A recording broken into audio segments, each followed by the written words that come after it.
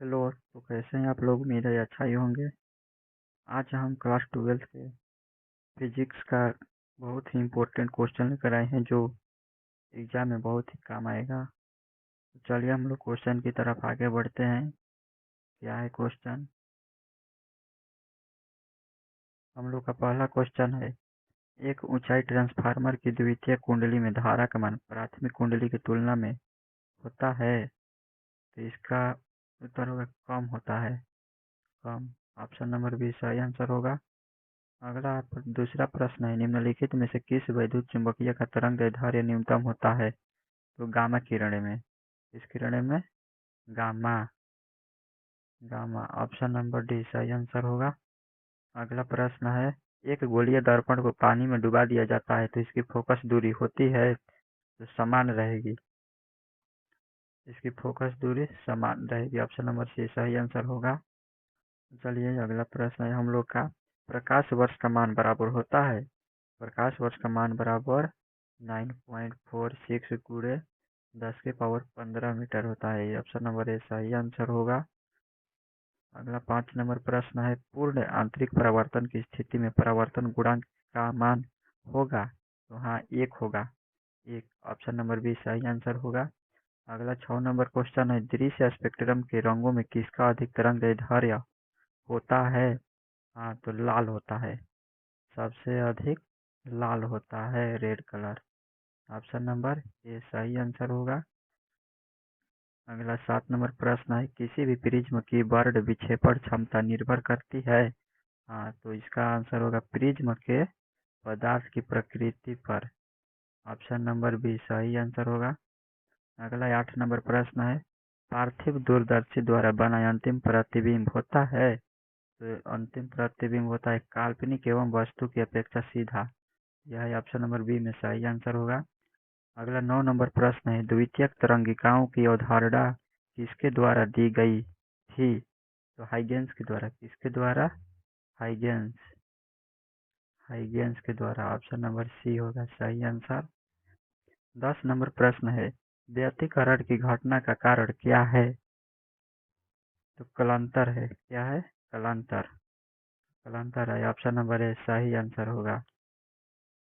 11 number question है, ध्रुवीय प्रकाश उत्पन्न करने के लिए किसको प्रयुक्त किया जाता है? तो निकोल प्रिज्म को प्रयुक्त किया जाता है। इसको निकोल प्रिज्म। निकोल प्रिज्म को। ऑप्शन नंबर सी में ऐसा ही आंसर होगा। 12 नंबर प्रश्न है, जब प्रकाश स्रोत और पर्दे के बीच की दूरी बढ़ा दिया जाए तो फ्रिंज की चौड़ाई, फ्रिंज नहीं ये फ्रिंज है, तो फ्रिंज की चौड़ाई होगी। तो फ्रिंज की चौड़ाई बढ़ती है इसमें। फ्रिंज की चौड़ाई बढ़ती है। ऑप्शन नंबर ए होगा सही आंसर। 13 नंबर प्रश्न है, प्रकाश अनुप्रस्थ तरंग है क्योंकि यह प्रदर्शित करता है। हाँ ध्रुवण प्रदर्शित करता है। यह ध्रुवण प्रदर्शित करता है। ऑप्शन नंबर बी में सही आंसर होगा। 14 नंबर प्रश्न है, फोटो इलेक्ट्रिक प्रभाव में प्रकाश विद्युत धारा स्वतंत्र है? तो हाँ आपतित प्रकाश की प्रकृति से। ऑप्शन नंबर डी सही आंसर होगा। 15 नंबर प्रश्न है, एक ही तरंगदैर्ध्य एक इलेक्ट्रॉन तथा फोटॉन की कौन सी भौतिक राशि समान होगी? तो इसमें होगा संवेग का भौतिक राशि समान होगी। संवेग। ऑप्शन नंबर किस में है? सी में है। वो इधर ऑप्शन थोड़ा इधर उधर हो गया बट उससे कुछ मतलब ना है। सही आंसर होगा संवेग। चलिए अगला 16 नंबर प्रश्न है, एक्स किरणें है? तो हाँ एक्स किरणें विद्युत चुंबकीय तरंगे हैं। ऑप्शन नंबर डी में है सही आंसर होगा।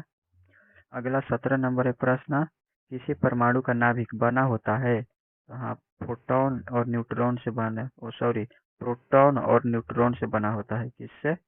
प्रोटॉन और न्यूट्रॉन से। प्रोटॉन और न्यूट्रॉन से बना होता है। इसका सही आंसर होगा ऑप्शन नंबर डी। अगला 18 नंबर प्रश्न है, रेडियो सक्रियता का मात्रक है? रेडियो सक्रियता का मात्रक क्यूरी है। क्यूरी। ऑप्शन नंबर बी सही आंसर होगा।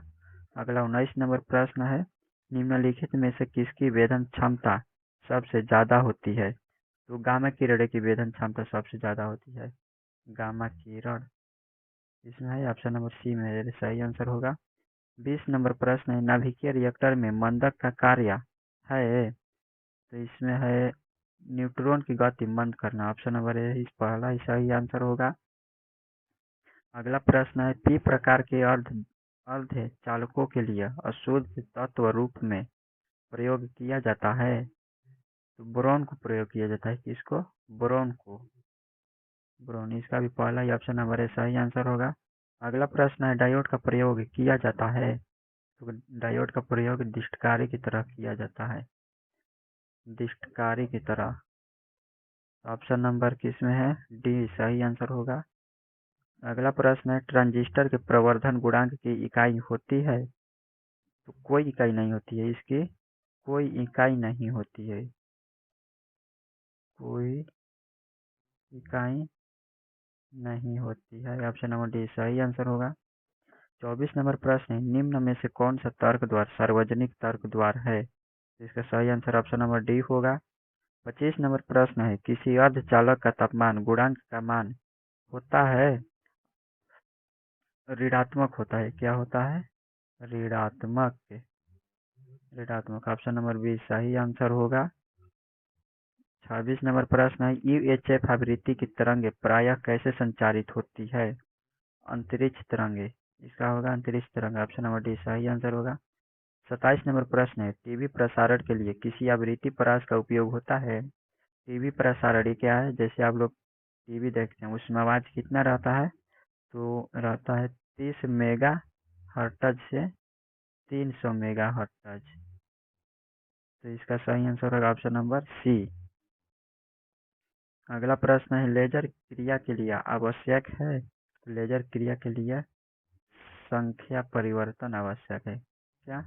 संख्या परिवर्तन। ऑप्शन नंबर डी सही आंसर होगा। चलिए अब आगे प्रश्न नहीं है, आज के लिए इतना ही। और आप लोग एक एक क्वेश्चन को अच्छा से देख रहिए, क्योंकि आने वाले बिहार बोर्ड एग्जाम में बहुत ही आप लोग को काम आएगा। और भी हम आगे ऐसे ही अच्छा अच्छा क्वेश्चन लाते रहेंगे। आप लोग बने रहिएगा मेरे चैनल पर। ठीक है। आप लोग सभी लोग का एग्जाम अच्छा से निकल जाए।